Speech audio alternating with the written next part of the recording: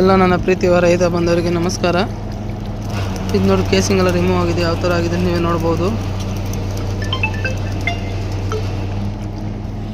ಎಲ್ಲರೂ ಆದಷ್ಟು ನೋಡಿ ಯಾವ ಥರ ಆಗಿದೆ ಕೇಸಿಂಗ್ ಅಂತ.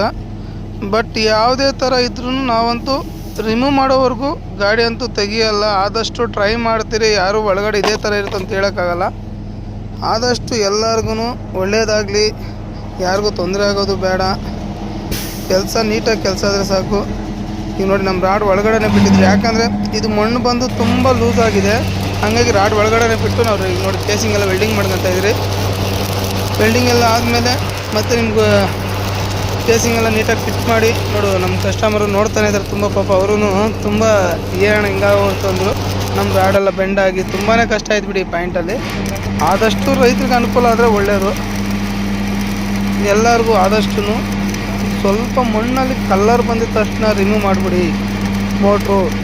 ಮೋಟ್ರ್ ರನ್ನಿಂಗಲ್ಲಿದ್ದಾಗ ಏನಾಗುತ್ತೆ ತೊಂದರೆ, ಈಗ ನೀರು ಕಲರ್ ಬರೋದು ಇಲ್ಲ ಮಣ್ಣು ಬರೋದು ಏನೋ ಒಂದು ಐಡಿಯಾ ಸಿಗುತ್ತೆ. ಇಲ್ಲ ಡೈರೆಕ್ಟ್ ಡ್ರಿಪ್ ಬಿಟ್ಟಾಗಾದ್ರೂ ಒಂದೊಂದು ಟೈಮ್ ಚೆಕ್ ಮಾಡ್ಕೊಳ್ಳಿ, ತೊಂದರೆ ಆಗಲ್ಲ. ತೊಂದರೆ ಆದರೆ ತುಂಬಾ ಕಷ್ಟ. ಆದಷ್ಟು ಅನುಕೂಲವಾಗಿ ರೈತರಿಗೆ ಅನುಕೂಲ ಆಗಲಿ ಅಂತ ಹೇಳ್ತಾ ಈಗ ಎಲ್ಲ ಕೇಸಿಂಗ್ ಎಲ್ಲ ಫಿಟ್ಟಿಂಗ್ ಆಯಿತು. ಈಗ ಪ್ರೆಸ್ಸಿಂಗ್ ಮಾಡ್ತಾಯಿದ್ವಿ, ಬೋರ್ವೆಲ್ ಎಲ್ಲ ಕ್ಲೀನ್ ಮಾಡ್ತಾಯಿದ್ವಿ. ನೀವೇ ನೋಡ್ಬೋದು, ನೀರಂತೂ ಚೆನ್ನಾಗಿದೆ. ತುಂಬ ಖುಷಿನೇ ಆಯಿತು. ನಮ್ಮ ಹುಡುಗರು ಅಲ್ಲೇ ಸ್ನಾನನೂ ಮಾಡ್ತಾಯಿದ್ದಾರೆ. ಆದಷ್ಟು SNM ಬೋರ್ವೆಲ್ಸ್ಗೆ ಸಪೋರ್ಟ್ ಮಾಡಿ, ಎಲ್ಲ ರೈತರಿಗೂ ಶೇರ್ ಮಾಡಿ. ಕೆಲವು ರೈತರಿಗೆ ಗೊತ್ತಿರಲ್ಲ.